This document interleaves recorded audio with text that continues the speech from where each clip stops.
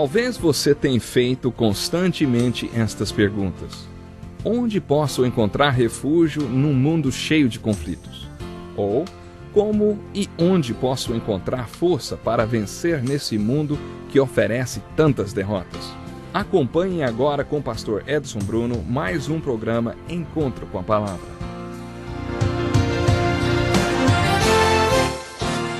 Que bom estarmos chegando mais uma vez até você para o Encontro com a Palavra. Nós estamos estudando o capítulo 17 do Evangelho de João, a oração sacerdotal que Jesus Cristo fez por ele mesmo, pelos 11 apóstolos que andaram com ele durante 3 anos, e por aqueles que viriam a crer através do ministério e do testemunho dos apóstolos. No capítulo 17 de João, Jesus orou pelos seus, quer dizer, por 2000 anos de história da igreja, inclusive por você e por mim. Algumas pessoas sugerem que esta oração seja uma réplica ou um exemplo da oração que Jesus sempre faz ao nosso favor. De acordo com as Escrituras, Jesus está no céu, à direita do Pai, intercedendo diariamente por nós. Você já imaginou estar na sala ao lado, ouvindo Jesus interceder por você? Como isto afetaria sua vida e o seu ministério, hein? Que coisa incrível, não é verdade? Isso torna esta oração de Jesus muito emocionante. Aparentemente, esta oração foi feita na presença dos 11 apóstolos. Isso quer dizer que Jesus quis e achou que eles deveriam ouvi-la. Uma pessoa com uma perspectiva estritamente teológica poderia dizer: como Deus, Jesus não poderia ter feito esta oração? Para quem ele pediria? Acontece que Jesus, além de ser o próprio Deus, também era homem. E foi este seu lado humano que fez esta oração, e é este seu lado humano que mostra como a vida pode ser vivida. Na primeira parte desta oração, nos 5 primeiros versículos desse capítulo, Jesus ora pela sua própria vida, obra e ministério. Ele estabelece um exemplo para nós de como viver e como encarar a obra que o Pai nos deu para cumprir. De acordo com um certo teólogo, nesta primeira parte da oração podemos destacar 7 presentes de Cristo. Rapidamente vamos identificar estes presentes. Agora, vamos lá. O primeiro é o poder ou a autoridade.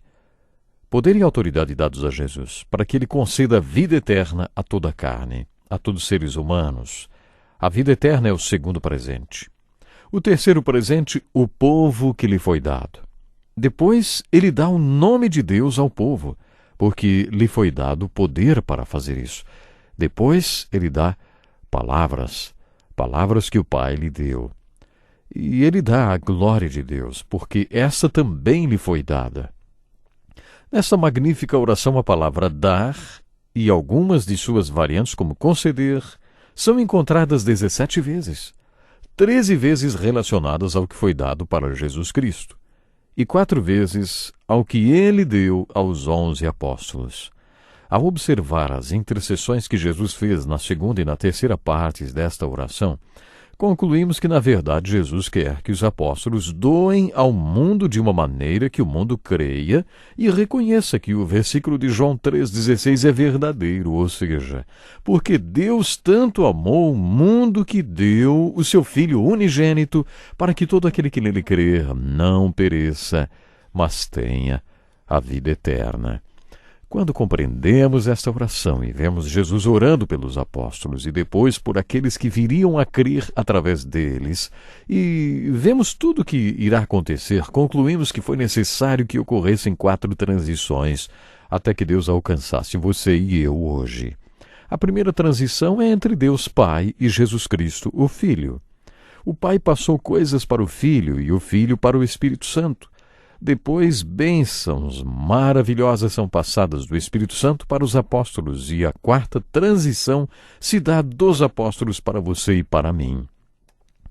Outra importante observação a ser feita nesta oração de Jesus é a respeito do positivismo dele.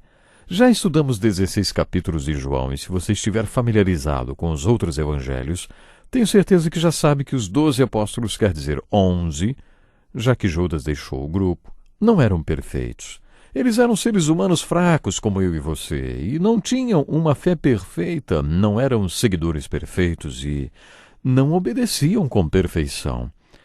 Mas, quando observamos a maneira como Jesus apresentou-os ao Pai, como ele apresentou estes 11 homens e também aqueles que viriam a crer através deles, aí nós temos a impressão que eles eram todos perfeitos. Você se lembra de quando Jesus encontrou Pedro pela primeira vez? No primeiro capítulo de João, lemos sobre isso juntos. Provavelmente naquele dia Jesus encontrou-se com o mais instável de todos os seres humanos nessa terra. E mesmo assim Jesus trocou o nome dele de Simão para Cefas, ou Pedro, que significa pedra, e claro, sugere estabilidade. Uma coisa Pedro não era, estável. E durante 3 anos Jesus o chamou de estável.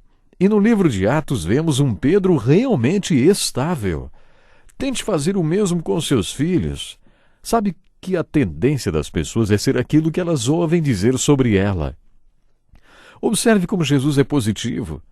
Em toda a oração não percebemos nenhuma referência, nem traço de fracasso ou deficiência, quando se referiu aos apóstolos, mesmo que um pouco antes, durante a última ceia, Jesus tivesse dito assim para eles: agora vocês creem, é? Depois disto, um deles o traiu, outro negou. Aliás, todos os discípulos abandonaram Jesus. Mesmo assim, em sua oração, Jesus os apresenta ao Pai como se eles fossem homens estáveis, fortes e santos, que nunca fraquejaram. Mesmo assim, Jesus disse as coisas mais positivas e maravilhosas a respeito deles. Talvez porque Jesus os visse como eles seriam quando fossem revestidos com o poder do alto. Jesus os via como eles seriam depois do Pentecoste. Jesus os via nele próprio e no Pai. Nesta oração, Jesus estava pedindo para que eles fossem unidos a Ele e ao Pai e uns com os outros. E ele via a resposta à sua oração e sabia que o Pai ia atendê-lo. Talvez seja por isso que ele tenha orado por eles de maneira tão positiva. Jesus exerceu seu ministério de intercessão e um teólogo explicou este ministério da seguinte maneira: Jesus se apresenta diante de Deus por nós. Ele veio por nós, ele morreu por nós, ele ressuscitou por nós, ele ascendeu aos mais altos céus por nós, ele apresentou o seu sangue por nós, ele intercede por nós, ele está preparando um lugar para nós, ele tem mansões preparadas para nós, ele fez com que as Escrituras fossem escritas para nós. Ele mandou o Espírito Santo para nós e ele voltará para nós. É isto que vemos sobre Jesus no capítulo 17 do Evangelho de João, e é maravilhoso vê-lo desta maneira. Já vimos a primeira e a segunda partes desta oração. A primeira divisão, de 5 versículos, e a segunda, dos versículos 6 a 19.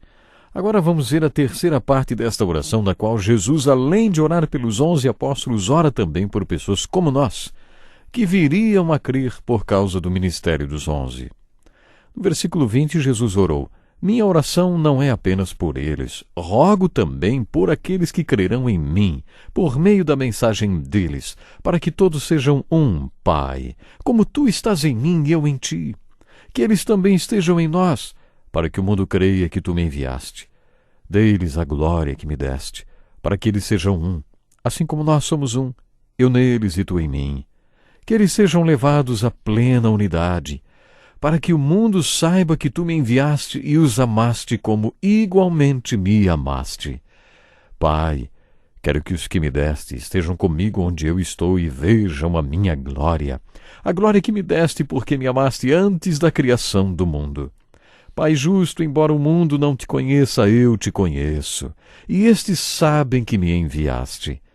Eu os fiz conhecer o teu nome, e continuarei a fazê-lo, a fim de que o amor que tens por mim esteja neles e eu neles esteja. Que oração maravilhosa!